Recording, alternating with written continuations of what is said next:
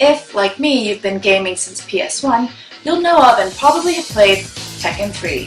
Tekken 3 was the third iteration of the immensely popular arcade-style fighting game franchise, considered by many to not only be the best of the series, but one of the greatest games of that era. Of course, today, what I want to analyze is the music from Tekken 3, which was, and still is, epic. The team behind Tekken 3's soundtrack, a group of 5 Japanese video game composers, had a daunting task. Each character in Tekken 3 has a distinct visual identity and background story. From Eddie Gordo, the capoeira fighting Brazilian, and Lei Wulong, an homage to Hong Kong police dramas, to Gon, a tiny but powerful orange dinosaur. When you played the game, the character you were fighting against dictated the backdrop and the music of that fight. Every match was fun to play, thanks to exciting fighting styles, moves, and combinations unique to each character. But imagine what playing this game would be like without good music, or any music at all? Weird and maybe even boring. But with it, hour upon hour of gaming bliss. As I mentioned, the composers had a daunting task. Not only did they have to create original and dynamic pieces of music for each individual character and cutscene, but they also had to make sure that it stayed coherent stylistically as a whole. For their inspiration, they turned to big beat, an electronic music genre pioneered in England, which broke out into the mainstream music market in the 1990s thanks to acts such as the Chemical Brothers and the Prodigy. Built over a foundation of explosive looped drum beats, big beat music made heavy use of synthesizers as well as traditional rock instrumentation such as the electric guitar. With its fast tempos and ability to incorporate elements from different genres such as rock, soul, hip-hop, and even indigenous musics from various parts of the world, Big Beat was the perfect fit for a fighting game with diverse characters like Tekken 3.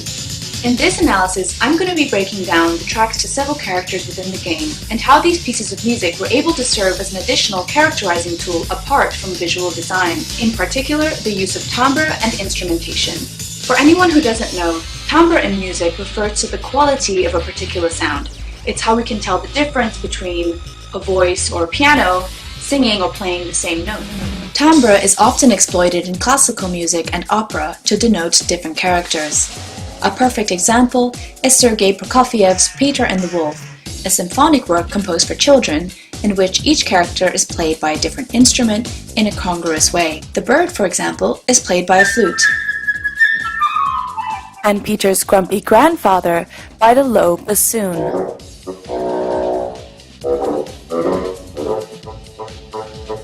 And it makes sense, doesn't it?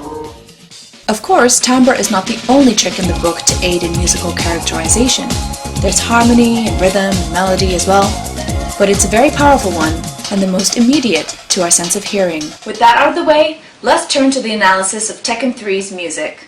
I'm going to start with Mokujin's theme because it's probably the most obvious, yet deceptively simple one. Mokujin is a wooden practice dummy that, contrary to other characters in the game, doesn't have his own fighting style like judo or karate.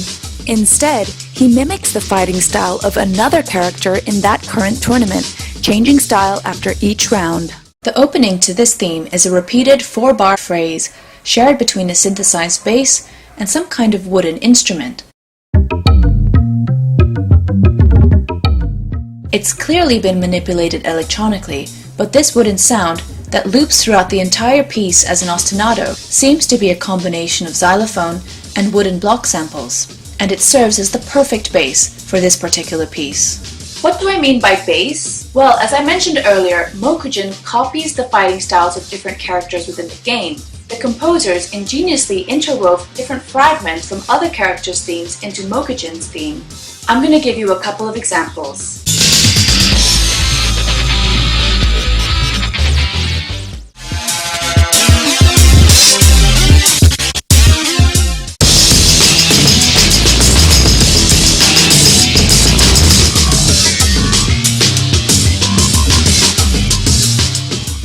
Gunjack is a Russian fighting robot with a human heart. Starting with crashing cymbals, this track makes heavy use of a loud, abrasive rock drum kit. that adds a metallic timbre to the piece. Later, a distorted vocal loop, which is the only time anything resembling a human voice appears in all of the Tekken 3 tracks, joins the texture.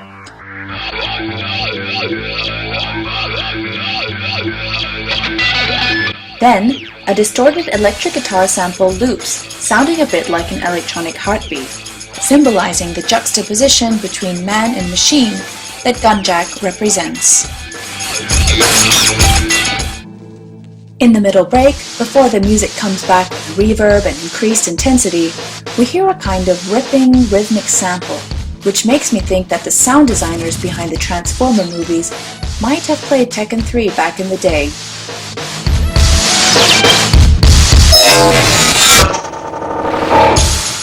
What an effective way to acoustically and musically communicate heavy machinery. I live in Hong Kong, so I have to represent for Forest Law a character based on the immortal Bruce Lee.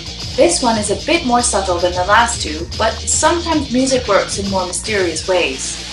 The synthesizers here sound like something without being that something in an overt way, and by doing this, the music pulls out associations from your subconscious without running the danger of being cliché. By the way, this was my brother's favorite character because he would do this backflip over and over and over again until I died every single time, so it drove me crazy. In Forest Law's theme, one of the synthesizers used is reminiscent of Chinese gongs.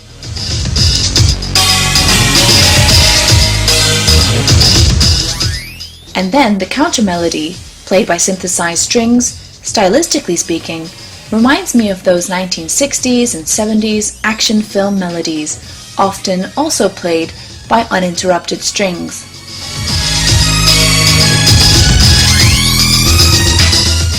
For example, check out John Barry's theme to Bruce Lee's film The Game of Death.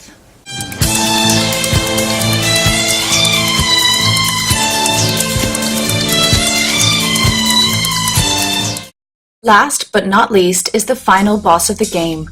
Now, you'd think that with the final boss the music would totally match, be scary and intense, but in fact it does the opposite. Ogre's theme is so calm and sparse compared with the other characters' themes that this counterintuitive choice actually freaks you out more because you think, I'm about to get my ass kicked. Heavily distorted guitar riffs rip through this piece, revealing the monster beneath the surface, and once you beat him, he literally becomes a monster, because instead of winning the game, Ogre comes back for one more match, as true Ogre. In the music, this is marked by an increase in reverb, and there's more development in the electric guitar riffs.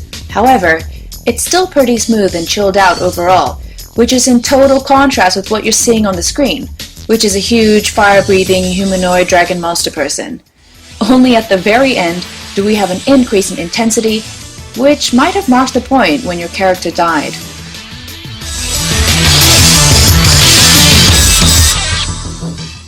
If you didn't die, you'd get to see that character's end scene. Each one elaborated on a different part of that character's backstory and on the plot of the game in general. In a time before YouTube, you really had to play the whole game to see the final scene for that character. Unless, of course, you unlocked cinema mode, which of course my brother and I did. I'm sure many people have, like me, really fond memories of this game. Almost 20 years later, the music really stands the test of time, even if the graphics and the gameplay have not.